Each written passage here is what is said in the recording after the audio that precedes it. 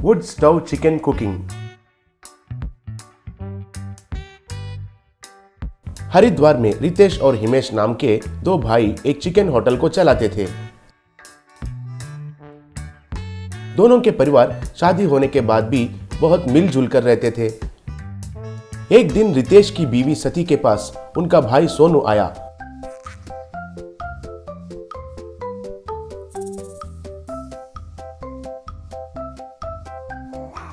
क्या रे, बहुत दिन के बाद हवा हमारी तरफ बह गया है, क्या बात है? और फिर आते आते अपने जीजाजी से मिलकर आ सकते थे ना? हाँ गया था। उधर जो नाटक हो रहा है सब देखा। फिर से उधर नहीं जाऊंगा, मैं तो अपना घर चला जाऊंगा। अरे ओए, तुम्हारा दिमाग खराब हो गया है क्या? यहाँ आने का कारण बताए बिना ये फालतू की बातें कर रहे हो। क्या बताना है दीदी, वहाँ होटल में जीजाजी रसोई में बहुत मेहनत कर रहे हैं, लेकिन तुम्हारे साले साहब तो कैश काउंटर में बैठकर अच्छा एंजॉय कर रहे हैं। उन पैसों में कितना चुरा रहा है किसको पता है। मगर अब आप लोगों का फैमिली तो दो दो हो गए है ना, फिर क्यों ये सब पार्टनरशिप रखना है? तुम सच कह रहे हो रे, ये बात तो कब से मेरे दिमाग में घूम रहा है। मगर तुम्हारे जीजाजी को एक बार इसके बारे में पूछा तो बड़ा झगड़ा किया, उसके बाद से मैंने बात नहीं किया। अरे वो पगली बहन, ऐसे बातें जीजाजी से डायरेक्टली कहते हैं क्या? ऐसे बात किसको कैसे और कब कहना है तब कहना चाहिए। अब ये सब मेरे ऊपर छोड़ दो। वो हिमेश आपका पैसों को हड़प रहा है कहकर गांव में गलत बात फैलाता हूँ, तब वो हिमेश ऑटोमेटिक से बाहर निकल जाएगा, कहकर वहां से चला गया। फिर थोड़े दिन के बाद सोनू सब गांव वालों को हिमेश के बारे में बहुत बुरा कहना शुरू किया।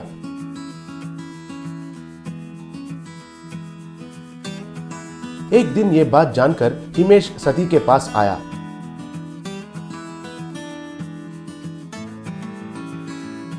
देखिए भाभी, आपको सेपरेट होना है तो मुझसे कहना चाहिए, लेकिन ऐसे आपका भाई से कहकर मेरे बारे में बुराई फैलाने की जरूरत नहीं है। मुझे थोड़ा वक्त दीजिए, मैं दूसरा चिकन शॉप खोलूंगा।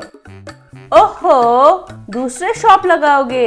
अब तो तुम चले गए जैसे ही है। अगर सच में हिम्मत है तो किसी के मुंह नहीं लगना चाहिए, लेकिन तुमसे तो कुछ भी नहीं होगा जैसा लग रहा है देवर जी। तभी उधर हिमेश की बीवी दिव्या आई। दीदी, जबान संभाल कर बात कीजिए। अभी तक आया हुआ हर 1 रुपया मेरे पति ने आपको ही दिया है। चाहिए तो जीजाजी को पूछिए। फिर भी अभी बोल रही हूँ, सुनिए, अब से कभी भी आपके होटल के पास नहीं आएंगे। असल में चिकन बनाना मेरे पति ने ही सिखाया है, उनका मूल्य अब आपको नहीं पता चलेगा।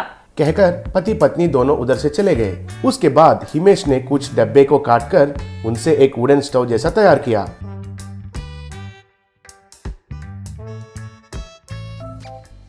बाद में रोड के साइड में लगाकर चिकन पकाना शुरू किया। धीरे धीरे से लोग भी अच्छे से आने लगे। फिर एक दिन सोनू रितेश के शॉप के पास आकर, जीजाजी सुना है आपके भाई ने नया दुकान लगाया है, सब लोगों को हमारे होटल के बारे में बहुत बुरा कह रहा है। मतलब इस सेपरेट होटल का प्लान उसने कब से बनाकर रखा होगा। ऐसा है क्या?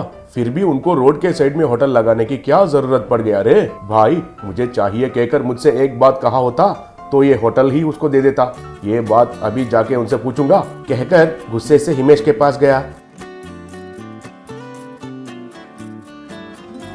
वहां हिमेश उस वुडन स्टोव में चिकन बनाकर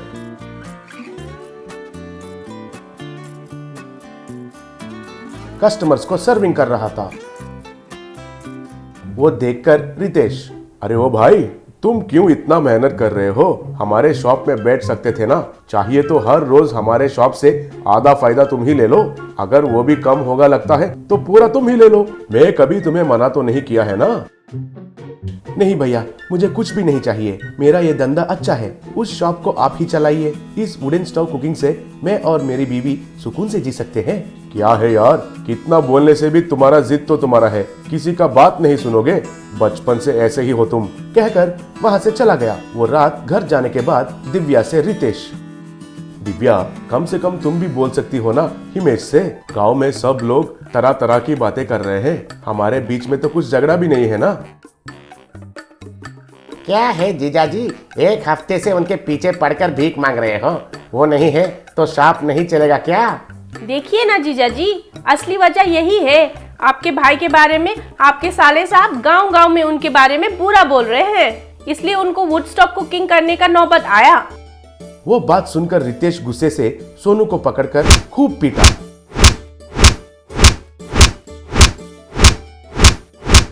और फिर उसे घर से निकाल दिया।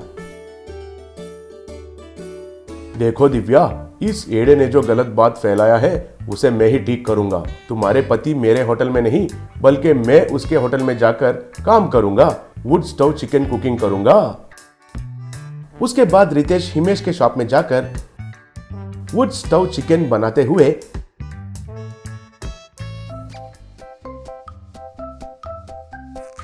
सबको सर्व करने लगा।